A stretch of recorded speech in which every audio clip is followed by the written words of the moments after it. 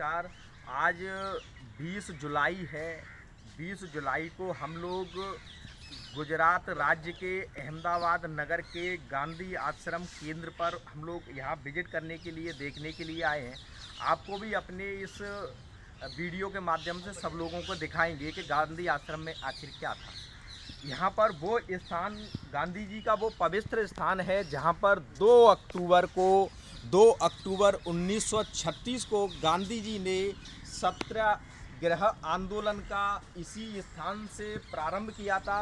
पूरे भारतवर्ष नहीं, पूरे विश्व के अंदर में दूसरे देशों ने अपने देश में अपना पैर जमा ली थी और यहाँ अपने देश के अंदर में सोने की चिड़िया कही जाने वाले भारत देश को लूट करके अपने देश इंग्लैंड में अंग्रेज लोग सारी सामग्री को, धन संपदा को लूट करके ले जा रहे थे। तभी यहाँ गांधी जी अपने इस गांधी आश्रम में रहते थे और उन्होंने सत्याग्रह आंदोलन इसी जो भूमि से, आइए आपको दिखाते हैं। ये जो तस्वीर है, ये जो पूरा परिसर दिख रहा है, इस परिसर के अंदर में, क्योंकि वो पवित्र स्थान है जहाँ पर गांधी जी यहाँ पर बैठते थे और सत्याग्रह आंदोलन का इन्होंने रूपरेखा बनाई थी, यहाँ बैठते थे। इसीलिए इस परिसर में जूता और चप्पल पहन करके जाना बिल्कुल वर्जित है। ये गांधी जी का वो यानी मानचित्र है जहाँ पर ये पूरा लिखा हुआ है। 2 अक्टूबर 1936 में जब इन्होंने पूरे सब लोग इनके आंदोलन में भाग लेते थे तो यहाँ पर सब लोग आते थे। सुबह प्रार्थना होती थी, पूरा गांधी आश्रम के लोग जितने भी थे वो यहाँ पर आते थे। इसके बाद रूपरेखा बनाई जाती थी। यही वो रणभूमि है, यही वो कर्म भूमि है गांधी जी की, जहाँ पर सत्याग्रह को उन्होंने बखूबी से यानी यहाँ से दिशा निर्देश देते थे और सत्याग्रह आंदोलन पूर्ण किया। ये सत्याग्रह आंदोलन के बाद एक सत्याग्रह आंदोलन उन्होंने अनेक आंदोलन किए, जिसकी वजह से अंग्रेज भारत छोड़ो ऐसे जिससे विवश होना पड़ा और आज़ादी से पहले अंग्रेज़ों को सत्याग्रह आंदोलन के बाद कई ऐसे आंदोलनों के बाद उन्होंने यहाँ से अपने भारतवर्ष को उन्हें छोड़ना पड़ा। आइए आगे भी वीडियो आपको दिखाएंगे। इसके बाद में आइए हम ले चलते हैं गांधी जी की वो कर्म भूमि जहाँ पर साबरमती यानी नदी है। साबरमती नदी के पास में आपको ले चलते हैं अभी आपको दिखाने के लिए गांधी जी का वो पवित्र स्थान जहाँ पर गांधी जी अपने आश्रम में रहते थे, कुटिया अपने घर बनाकर रहते थे, वो भी आपको दिखाएंगे। एक आपने कहावत सुनी होगी साबरमती वाली कहानी सुनी होगी, आपको उसके भी बारे में बताते हैं। जहाँ ये पवित्र नदी है, वो पवित्र नदी भी आपको यानी पास में ही है। जहाँ उनका आंदोलन था वो पवित्र नदी है। ये वो वाली नदी है जहाँ पर गांधी जी, ये वो साबरमती नदी है जहाँ पर गांधी जी का जो कहानी प्रचलित है कि साबरमती के लाल तूने कर दिया कमाल, ऐसी उनकी कहावत है, वो भी पवित्र है। ये वही यानी साबरमती नदी है जिसके बारे में गांधी जी के बारे में कहा जाता है, साबरमती के लाल तूने कर दिया कमाल। और ये वही यहाँ पर बैठ करके ये सारी रूपरेखा यही बनती थी। आगे और भी आपको वीडियो दिखाएंगे जहाँ पर गांधी जी का अपना यानी एक स्थान था, उनकी झोंपड़ी थी, उनको जिसे आश्रम बोला जाता है, जिसमें सिलाई का काम भी सिखाया जाता था, सूत काटना भी सिखाया जाता। जो बेरोजगार लोग थे उनको यदि रोजगार के लिए विदेशों के ऊपर निर्भर न रहें, सूत काटना सीखें, अपने खुद हथकरघा जैसे छोटे छोटे अपने गुजारे के लिए काम करना कर सकें, जिसे सादा सिंपल भाषा में कहेंगे यानी विदेशी भगाओ स्वदेशी अपनाओ। ये आगे आपको दिखाएंगे। जब लोग सबसे पहले हमने आपको दृश्य दिखाया जहाँ पर सत्याग्रह आंदोलन की वो कर्म भूमि रणभूमि थी गांधी जी की, पीछे की साइड में उनकी यानी मती नदी थी। इसके बाद में ये वो पवित्र स्थान है जहाँ पर गांधी जी 12 साल अपने इस आश्रम में रहे थे और उन्होंने इसी आश्रम में रह करके पूरे यानी विश्व को नहीं, पूरा अपने पहले भारतवर्ष को उन्होंने दिया। यहाँ पर अपनी बहन जी है और एक बार बहन जी से पूरी जानकारी ले लेते हैं, क्योंकि यहाँ पर उनका भी जीवन और बलिदान त्याग यहीं के लिए है, लोगों को प्रेरणा देती हैं। तो दीदी प्रणाम। दीदी आपका शुभ नाम क्या है? दीदी आपका? मेरा नाम लता है। लता दीदी है। तो लता दीदी जी ये इस जगह को हम क्या कहेंगे? ये गांधी जी का घर है, गांधी जी का घर है। 103 साल पुराना। और इस घर का एक नाम है हृदय कुंज, अपने वहाँ पड़ा हुआ हृदय कुंज। हृदय कुंज नाम काका साहब कालेकर ने दिया। और गांधी जी इसी घर में 12 वर्ष रहे, 1918 से लेकर 1930 तक। जैसा कि दीदी ने बताया है, यानी गांधी जी 1918 से लेकर के 1930 तक इसी अपने घर में रहे थे और यहीं से उन्होंने कई यानी आंदोलन इन्होंने किए थे। दीदी और क्या क्या है जानकारी है यहाँ से? तो गांधी जी 21 साल तो दक्षिण अफ्रीका रहे थे जी। वापस लौटने पर उनके साथ 20 लोग आ गए दक्षिण अफ्रीका से जी। और भारत भ्रमण किए हुए थे। सब लोगों के साथ गांधी जी थोड़े समय तो रविन्द्रनाथ टैगोर जी के साथ भी रुकना हुआ उनका शांति निकेतन में भी। अहमदाबाद के लोगों का बड़ा आग्रह था कि आप यहाँ आके रहिए, हम आपको पूरी सहायता करेंगे। तो गांधी जी का जब अहमदाबाद आना हुआ, यहाँ पर ये जगह तो बाद में पसंद हुई, लेकिन पहले तो शुरुआत के समय पर तो 2 साल एक किराए के मकान में गांधी जी का रहना हुआ है। वो था जीवनलाल बैरिस्टर का बंगला, यहाँ से 7 किलोमीटर की दूरी पर है और 40 रुपया किराया देकर गांधी जी वहाँ शुरुआत में रहे थे। 20 लोग तो उनके साथ आए हुए थे, काफ़ी तादाद में लोग जुड़ने लगे तो वो घर छोटा पड़ने लगा। आश्रम के लिए ये जगह पसंद की थी गांधी जी ने 1916 के नवंबर में। ये ज़मीन खरीदी गई 1917 में। अचानक प्लेग का रोग फैल रहा था। 17 जून 1917 को बैलगाड़ी में सारा सामान भर के सब लोग यहाँ आ पहुँचे और टेंट बनाकर रहे थे। ये घर नहीं था तब गांधी आश्रम के नहीं झोपड़ी बना करके जो झोपड़ी बोली जाती है, गांव की भाषा में झोपड़ी कहेंगे। हाँ। और गांधी जी बिहार, मोतिहारी, चंपारण सत्याग्रह में जुटे थे। एक बात तय हो गई थी कि गांधी जी की सोच थी कि यहाँ कच्ची झोपड़ी बनानी है गरीबों के कुबे की तरह। पर अमृतलाल ठक्कर सिविल इंजीनियर थे, 100 साल पहले की जो मैं बात कर रही हूँ। तो अमृतलाल ठक्कर ने गांधी जी को राय दी थी कि कच्ची झोपड़ी, देखो यह नदी है साबरमती रिवर, तो ये नदी में अगर बाढ़ आई या कोई भी कुदरती आपत्ति से अगर ये कच्चा घर अगर टूट गया या बह गया तो पक्का मकान अगर बनाया जाए तो लंबे समय तक उसमें मेंटेनेंस खर्च नहीं आएगा, इतना ज़्यादा नहीं आएगा। तो गांधी जी ने वैसे ही ठीक है बोल के वो तो जुट गए थे बिहार, मोतिहारी, चंपारण सत्याग्रह के लिए। वापस लौटने तक लगभग ये बन गया था। मगन भाई ने इसे डिज़ाइन किया। गांधी जी ने कहा ये तो महल बना दिया है, गरीब लोगों को ऐसा महल जैसा घर नसीब नहीं होता है और हमें दरअसल ऐसे घर में रहने का हक नहीं है। तो गांधी जी हमेशा बाहर सोते थे। मीटिंग के लिए एक कमरा है वहाँ पर और वहाँ गांधी जी के हस्तलिखित आप देख पाएंगे आश्रम की स्थापना के बारे में, उसका उद्देश्य क्या था, नियम क्या थे, वो लिखा हुआ है। आपसे जानकारी लेंगे, थोड़ा से आपसे कहेंगे, आपसे निवेदन है, हम आपको कष्ट भी देंगे कि आप हमारे साथ में थोड़ा सा समय दे दीजिए अंदर जो थोड़ी सी जानकारी और ये पूरे बारे में आप बताइए। जो गांधी जी जो चरखा चलाते तो वो यहाँ कौन सी स्थान है जहाँ पे चरखा चलाते सूट काटते थे? अभी तो आप उसके घर के बारे में बता दीजिए। इसी जगह पर, हाँ, यहाँ पर बैठ के सब लोग खाना भी खाते थे, कताई भी होती थी, सोते भी यहाँ थे। तो ये घर जो है ये बरामदा है, वो मल्टी जैसे आप समझते सब काम के लिए बाहर ही गांधी जी का खाना सोना रहना होता था। अभी इससे पहले अपने यहाँ पर अमेरिका के राष्ट्रपति जो आए थे यहाँ इसको देखने के लिए, तो उनका विजिट यहीं पर हुआ था। आइए, अभी जो दीदी हैं वो यहाँ की दीदी हैं, वो सब ये कमरा है सब जानती मीटिंग मुलाकात के लिए। और गांधी जी का वो अहम कमरा है जहाँ पर एक छोटी सी एक झोपड़िया थी, उसे रूम के नाम दिया था, जो आप सीधे सीधे भाषा में समझ रहे हैं, जिसमें गांधी जी अपनी बैठक करते थे। गोपनीय जो भी बैठक होती थी उसे करते थे। ये गांधी जी का पूरा आश्रम का यानी आचार संहिता क्या है वो पूरा रूपरेखा थी गांधी जी की। गांधी जी की खुद की लिखाई है। आश्रम की स्थापना उन्होंने कब की, उसका उद्देश्य क्या था और क्या नियम जो आश्रम में उनके साथ जो जुड़ना चाहेंगे उनके लिए क्या आचार संहिता है। तो सत्य, अहिंसा, ब्रह्मचर्य, अस्वाद, अस्तेय, अपरिग्रह, उन्होंने और 6 जोड़े थे ऐसे आजादी करके की कुल जंग के लिए। कुल ये जो है ना 20 तक इनके 11 11 उनके वो टेस्ट थे जिनमें लिखा गया था।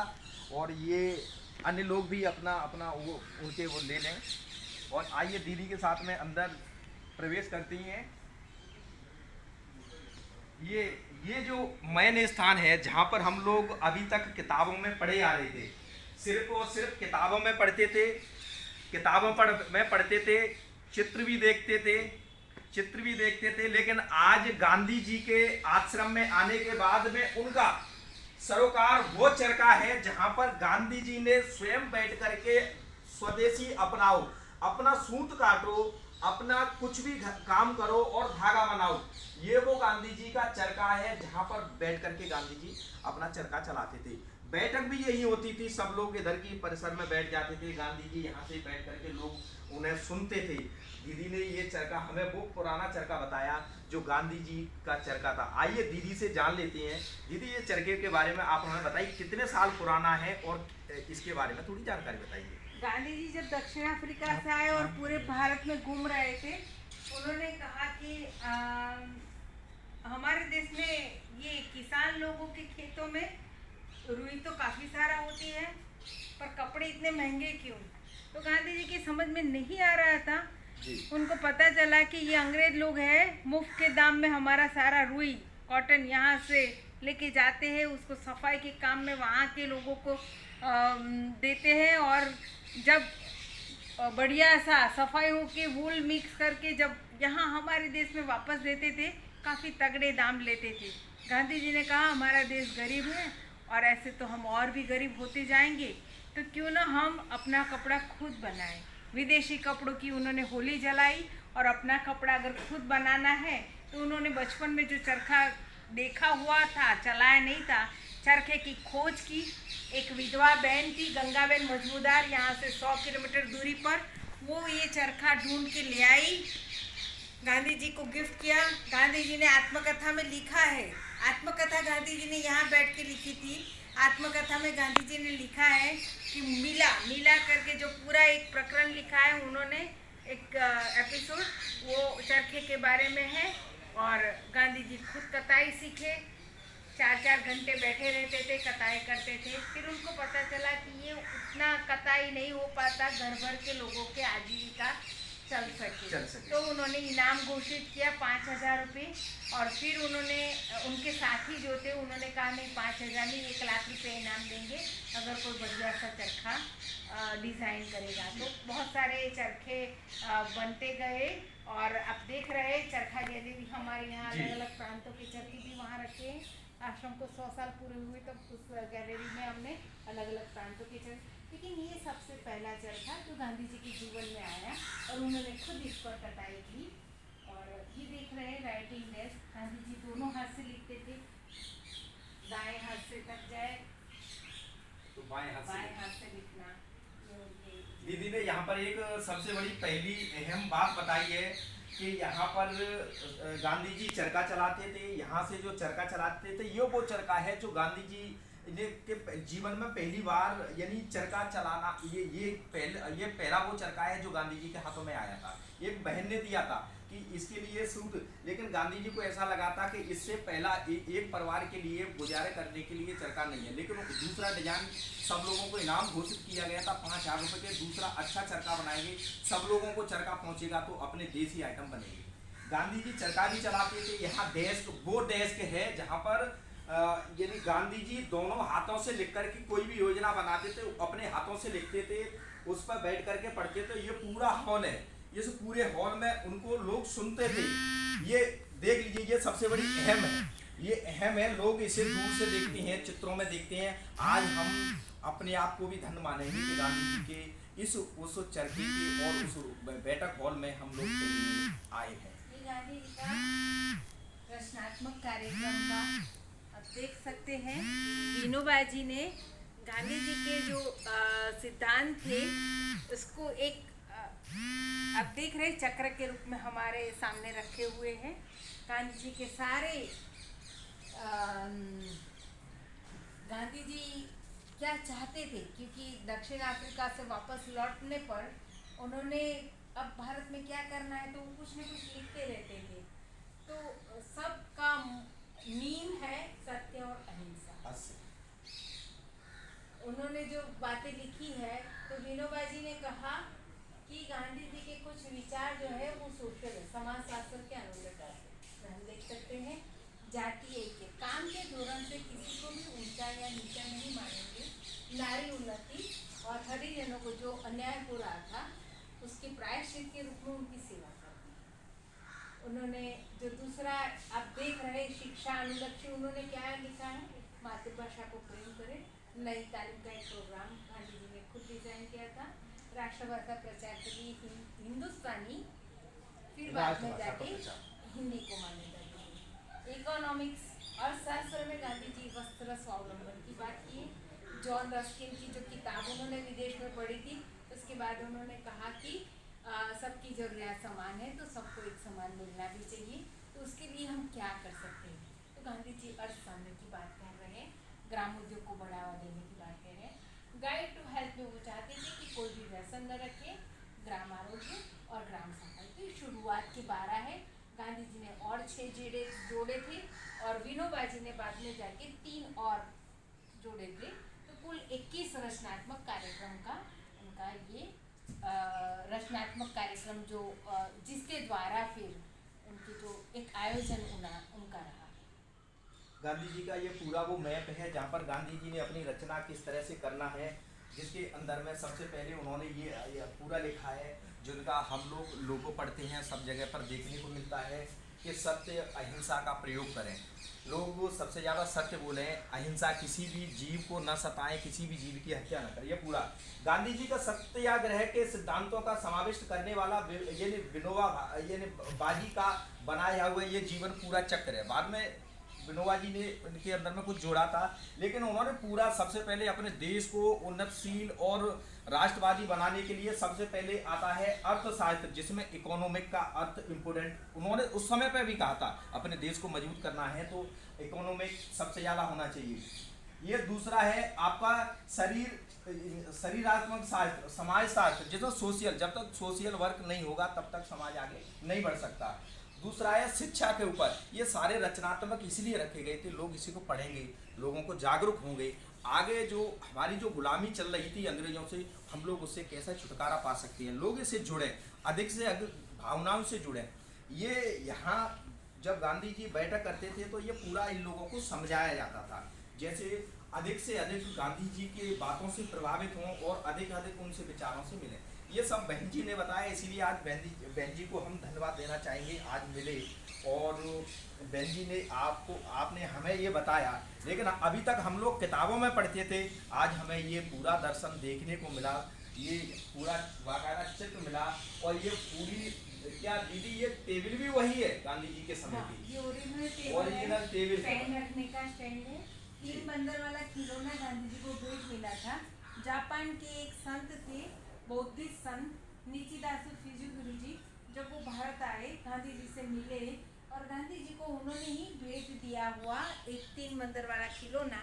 ये तो यहाँ पर रेप्लिका रखी हुई, क्योंकि गांधी जी 12 मार्च 1930 को नमक सत्याग्रह के लिए ये आश्रम छोड़ चुके थे। 61 साल की आयु में वो पैदल चले थे 241 माइल। उसके बाद उनको ये भेंट मिला और उसको कहते हैं मीजारू, किकाजारू, इवाजारू, तीनों शब्दों में। हाँ। ना तो बुरा सुनेंगे, ये उनका वो शब्द था जो दूसरे देश से उनको यदि ये दिया गया था, जिसका ना तो गलत देखेंगे, ना गलत मुंह से बोलेंगे और ना सुनेंगे। ये तीनों बातें थी। बस एक कैमरामैन से कहेंगे कि एक यहाँ पर हमारा पूरा सत्याग्रह के साथ में ये जो चरखा है उसके साथ में फोटो खींचे, क्योंकि दीदी के पास में भी समय नहीं है, उनके पास में ढेर सारी वो हैं, उन्होंने हमें बताया। गांधी जी की कुटिया, आश्रम जो भी था उनका घर, आज के समय पे हम लोग सादा सिंपल भाषा में घर कहते हैं, मकान कहते हैं। जब घर में आवश्यकताएं होती थी उस समय पे ये बिजली की सुविधा नहीं थी, बड़ी बड़ी आटा चक्कियाँ नहीं थी, तब गांधी जी अपना धान कूटने का काम भी इसी ओखली में करते थे। गांव की भाषा में इसे ओखली शब्द का प्रयोग किया जाता है और ये वो ओखली है जहाँ पर गांधी जी अपने धान कूटने का काम करते थे। आगे भी जो भी है उनका और कुछ दिखाएंगे आपको। दीदी ये क्या, कस्तूरबा जी का ये कमरा है। गांधी जी की पत्नी कस्तूरबा जी का ये कमरा है, कस्तूरबा का खंड है। बचपन में ही शादी हो गई थी और फिर जब बोर वॉर में थे गांधी जी 1899 में, तब उन्होंने समझा कि मैं अपने आप को डेडिकेट करना चाहता हूँ सोशल सर्विस में। ये सोल्जर की जो वो सेवा कर रहे थे, घायलों की सेवा कर रहे थे उसमें, पर मन कहीं ना कहीं घर परिवार, क्योंकि कस्तूरबा पढ़ी लिखी नहीं थी और ऑलरेडी उनके 3 बच्चे थे, हरीलाल, मणिलाल, रामदास और चौथा जो आने वाला था। तो गांधी जी को लगा कि विदेश में है और ऐसी संकट परिस्थिति में कहीं ना कहीं घर में मेरी भी ऐसी जिम्मेदारी है, पर ज़्यादा जिम्मेदारी बढ़ाते जाएंगे तो अपने काम पर हम कंसंट्रेट नहीं कर पाएंगे। तो गांधी जी का ये था कि natural way of birth control is celibacy, एक कुदरती जो उपाय वही है। तो एक ही रूप के नीचे अलग रहते थे। आप आइए कस्तूरबा के खंड में, कस्तूरबा जी इसी खंड में रहते थे। ये जो रूम है वो गांधी जी की पत्नी कस्तूरबा माता जी का वो है, पूरा वाक्य इसमें लिखा हुआ है।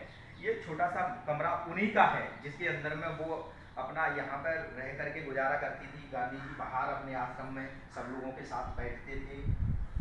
तो सच्चे मायने में कस्तूरबा जी उनकी सहधर्मचारिणी रही। कस्तूरबा जी गांधी जी से थोड़ी बड़ी थी, 6 महीने, और 13 साल की उम्र में शादी हुई थी। करीबन 30 साल की उम्र में गांधी जी ने जब तय किया कि अब ब्रह्मचर्य व्रत से जीना है, तो 6-7 साल उन्होंने एक ही तय किया। उसके बाद उन्होंने सोचा कि नियम लेना आसान होता है, नियम का पालन करना सबसे कठिन बात है। तो 6-7 साल के बाद में कस्तूरबा की सरकार से जब वो लोगों को एड्रेस कर रहे थे, लोगों को निवेदन दे रहे थे, तब उन्होंने सबके सामने कहा कि अब हम लोग ब्रह्मचर्य व्रत के साथ रहेंगे। तो उन्होंने कहा कि मुझे अपने आप पर तो ये भरोसा, मैं कैसे कह सकता हूँ कि आज मैं जो कह रहा हूँ पूरे जीवन भर में उसको, लेकिन मुझको अपने आप से भी ज़्यादा सुप्रीम पावर पर भरोसा है कि वो हमेशा मेरी सहायता करता है और वो हमेशा करेगा, और वो पूरे जीवन की बाकी के समय brahmacharya. So age of 37 I think they took a vow. उसके बाद में ये सब पूरी दीदी ने बताया, ये सब किताबों में भी लिखा है। आज भी लोग कहते हैं ब्रह्मचर्य का पालन कीजिए, तब भी कम उम्र में शादी होने के साथ में भी, और गांधी जी ने 7 साल तक ब्रह्मचर्य का पालन किया था। ये कस्तूरबा जी का वो कमरा आपने दिखाया। आगे जो है ये गांधी जी का पूरा जीवन है, जन्म से लेकर मृत्यु तक की नॉन है। और ये जो चित्र है, यानी गांधी जी की पूरी जीवनी वाली कथा है। इसके अंदर में कौन से समय क्या हुआ था, इसका पूरा हिसाब हुआ या देखने को मिलता है। ये गांधी जी का नहीं, ये मेहमान खंड है। मेहमान खंड है कस्तूरबा के बगल वाला खंड। जितनी भी बहनें मेहमान आती थी वो यहाँ ठहरती। जैसे कि सरदार वल्लभ भाई पटेल की पत्नी का जल्दी निधन हुआ था, तो उनकी बेटी जो मरी है कस्तूरबा के साथ रही, सरोजिनी नायडू, वो आती थी। जितनी भी बहनें मेहमान आती थी वो यहाँ ठहरती थी। वहाँ सामने एक दूसरा बड़ा सा घर दिख रहा है, उस घर का नाम है नंदिनी गेस्ट हाउस। तो दूसरे जो बड़े घर में नंदिनी गेस्ट हाउस में जितने भी विदेश से या पूरे भारतवर्ष में से जितने भाई लोग मेहमान आते थे वहाँ ठहरते, सिर्फ बहनें ही इसी खंड में ठहरती। ये दूसरा ये जो कमरा है, जो कस्तूरबा जी के बगल वाला जो कमरा है, वो जितनी भी बहनें आती थी यहाँ पर आश्रम में रुकती थी, वो कमरा उन्हीं के लिए कमरा था, जिसको हम लोग मेहमानों का कमरा के नाम से जानते हैं। ये पूरा गांधी जी का ये जो है ना घर, इसी के बारे में आपको आगे भी आपको दिखाएंगे। पर हम आगे जो देख रहे हैं, ये गांधी जी की वो रसोई है जिसे आज सिंपल भाषा में किचन शब्द का नाम दिया गया है। वो गांधी जी की रसोई है। आइए इसमें देख लेते हैं। पानी का घड़ा यहाँ रहता था, कस्तूरबा जी यहाँ बैठकर खाना बनाया करते थे। कुछ रेप्लिका वहाँ, हाँ दीदी, ये जो गांधी जी उस समय पर जो घड़े का प्रयोग करते थे, उस समय पे ये कूलर व्यवस्था नहीं थी ठंडे पानी के लिए, तो घड़ों का प्रयोग किया जाता था मिट्टी के लिए। नल ये भी नहीं था। ये वास्तविक वही है। हाँ। ये पत्थर भी वही है। हाँ। जैसा कि यहाँ से जानकारी दीदी बता रही हैं, ये वास्तविक वो जगह है जहाँ पर छोटी सी किचोई जो रसोई का काम करती है, जहाँ पर अपने बर्तन रखने के लिए, यानी कस्तूरबा जी अपने बर्तन रखती थी, यहाँ पर बर्तन धोने के लिए सारी व्यवस्था। लेकिन ये सारी चीज़ अभी तक ओरिजिनल है। ऊपर रिप्लायमेंट हुआ है लेकिन इसका नहीं हुआ। ये पूरा वही पत्थर है, जहाँ पर छोटे छोटे ये जो चिन्ह देख रहे पानी का हैं, घड़ा है। पानी के घड़े के लिए यहाँ पे रखने के लिए होता। आप देखते हैं क्योंकि घड़ा भी क्या गोल होता है, तो उसके रखने के लिए स्पेस किया जाता है। कस्तूरबा जी यहाँ बैठकर खाना बनाया करते थे। ये जो आप देख रहे हैं, ये प्रतिकृति है। जैसे कि आप देख रहे हैं, पत्थर की थाली है, ये लकड़ी की थाली है। ये रोड़ा जल में जो गांधी जी ने इस्तेमाल किया, वो आप ग्लास देख रहे हैं। और ये बहुत ही छोटा चरखा है। गांधी जी ने कहा कि हाथ से खाने की आदत थी, विदेश में गए तो ये सब इस्तेमाल करना हमारे लिए थोड़ी मुश्किल हो गई। ये सब लोग विदेश से जो मिली थी, नहीं, गांधी जी ने विदेश में थे तब ये कांटा चम्मच और ये इस्तेमाल की। 21 साल रहने के बाद वापस लौटे तो उन्होंने कहा कि अब आदत डल चुकी थी, इसको छोड़ना भी हमारे लिए मुश्किल हो गया था। तो ये सारी चीज़ें आप देख रहे हैं, वो गांधी जी के समय में उन्होंने जो इस्तेमाल की थी। हमारे पास ये प्रतिकृति है, असल उसका दिल्ली नेशनल म्यूजियम है। ये गांधी जी की विदेशों में जब यात्रा करते थे, उसके बाद में ये सारी जो सामग्री उन्होंने यूज की थी घर परिवार के लिए, आज भी उनका ये प्रतीक है। क्योंकि आज भी उस समय पे इतनी सारी टेक्नोलॉजी उपलब्ध नहीं थी। ये सब लोग उनकी यानी लकड़ियों से बनी हुई कुछ चम्मचें हैं, थाली भी है, ये सब, और इनके वो सैंडल हैं। तो क्या दीदी ये सैंडल गांधी जी के वो सैंडल वही सैंडल हैं? क्योंकि गांधी जी ने चमड़े का इस्तेमाल भी बहिष्कार किया किया था। नहीं, ऐसा नहीं है। मरे हुए पशुओं के चमड़े से यहाँ पर काम होता था, यहाँ पर। लेकिन ये जो है आप देख रहे हैं, चाकड़ी जो उनको पेट मिली हुई थी।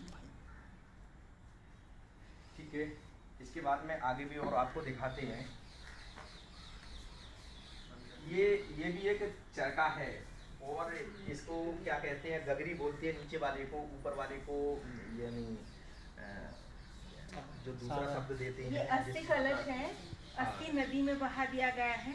अस्थि इसमें लाए गए थे गांधी जी के देहांत के बाद अस्थि विसर्जन के लिए। जो सारे अलग अलग राज्यों में अस्थि विसर्जन के लिए जो पॉट गए, उसमें ये जो है अस्थि विसर्जन के लिए जो यहाँ लाए गए थे, ये वही गड़ा है। और ये उनको भेंट मिला हुआ चरखा है। ये उनकी असल लाठी है जो उन्होंने इस्तेमाल की थी। जी, ये जो वास्तविक वही लाठी है जिसे गांधी जी आगे चलते थे, उसे पकड़ करके सहारा लेते थे। ये थोड़ी वेदर की इफेक्ट से आप देख रहे हैं, थोड़ा टर्न हो गया है। जी, लकड़ी का तो हाँ। स्वभाव ऑटोमेटिक होता है कि हाँ, समय हाँ। बदलता है तो आकार में भी वो सूखती है, ड्राई होती है, तो वो थोड़ा सा झुकाव लेती है। आप देख लीजिए, हम लोगों ने चित्रों में देखा होगा, किताबों में देखा होगा, लेकिन आज आपको ये हम लोग हकीकत देख रहे हैं कि गांधी जी का वो दिया हुआ गिफ्ट चरखा है। ये वो सागर है, अस्थियों का वो है कि अस्थि जिसके अंदर में जो रखी गई थी वो कलश है। और ये वास्तविक वो है जिसे आज हम लोग बेंत के नाम से जानते हैं, लेकिन ये भी वो भी बेंत की ही लकड़ी होगी जिसे आज आकार में धीरे से लेकिन सुगड़ गई है। आपको नहीं लग रहा होगा कि ये वो उनकी पकड़ने वाली हाथों की लकड़ी है, लेकिन ये वो गांधी जी की वो सहारा लेने वाली लकड़ी है जो आज इस समय पे स्टोर है। ये एक रेप्लिका है। चरखा कैसे चलता है वो मैं जरा आपको बता दूं। आगे आपको दिखाएंगे। दीदी अपना ये बता रही है कि चरखा कैसे चलाया जाता है, और ये पूरा आपको दिखाएंगे। सामने मत निकला करो। हम लोग भी एक बार बताना चाहेंगे कि ये सब लोगों को एक बार जो भी दूर दराज से अलग अलग राज्यों से अलग अलग शहरों से आए हैं, सब लोग कैमरामैन से कहेंगे कि वो भी कैमरामैन सब लोगों को दूर दूर राज्यों से आए हैं, उनको भी एक बार दिखा दें कि जो लोग देखने आए हैं। एक तरफ हो जाओ, आप सब लोग एक तरफ हो जाओ। कोई बात नहीं, सब तो लोगों को रुई देख की लेते हैं। प्रॉपर्टी क्या आप होती है? रुई जो है वो कपास के पौधे से हम लाते हैं, उसमें सीड रहता है। कचरा वचरा साफ करके उसकी फोनी बनाई जाती है। और आपको तो पता ही होगा कि रुई की खासियत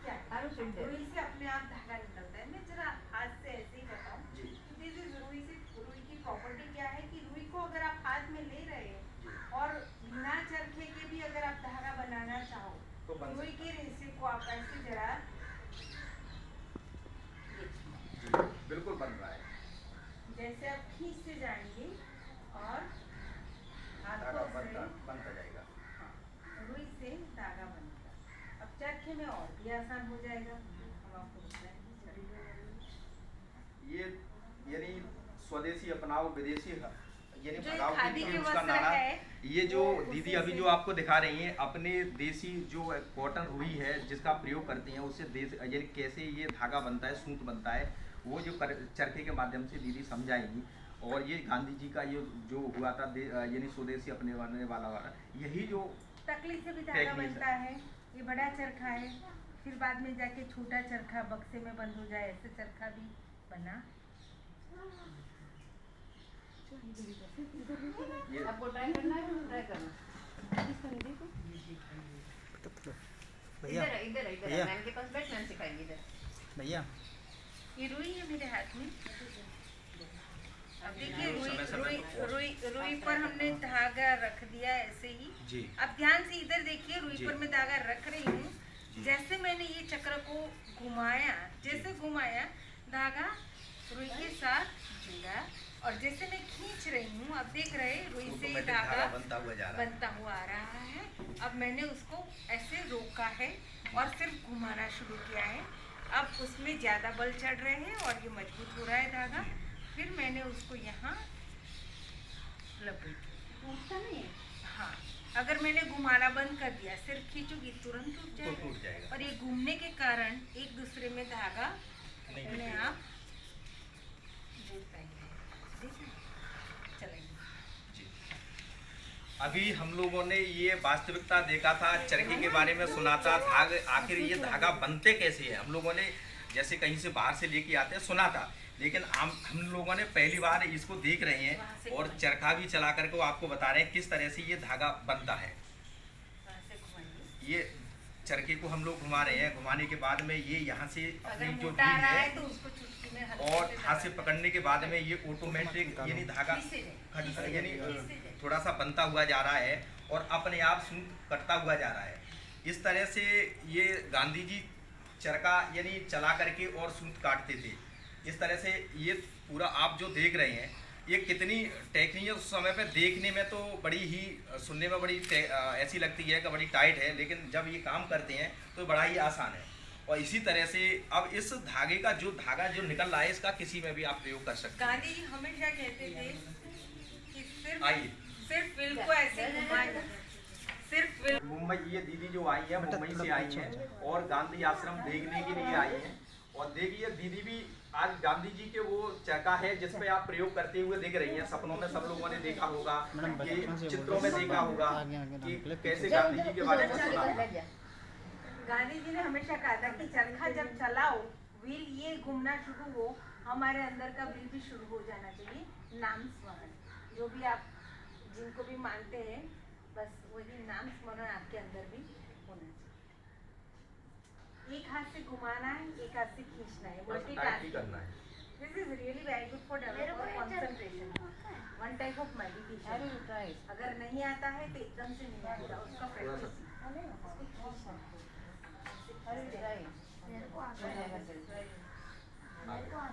देखो किस तरह से ऑटोमेटिक धागा बनता हुआ जा रहा है। इसे सूत यानी काटना भी कहते हैं, जिसमें अपनी इकोनॉमिक जो भी है उसको बढ़ाने के लिए ये भी छोटे छोटे यानी हथकरघा उद्योग के अंदर में ये सारी व्यवस्थाएं आती हैं। हो रही है। और भी लोग जो आए हैं वो ट्राई कर सकते हैं। कोई दिक्कत एक बार मेरे ये नहीं तो क्या करेंगे।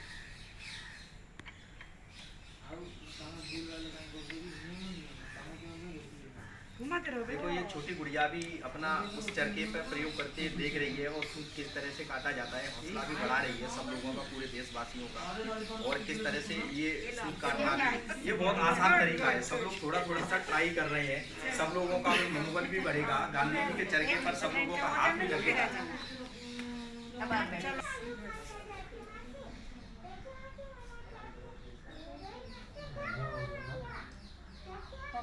बहुत बढ़िया।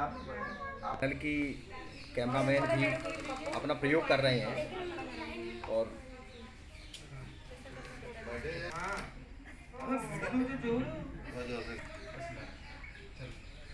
अरे चलाने दो यार। अब तो चला ले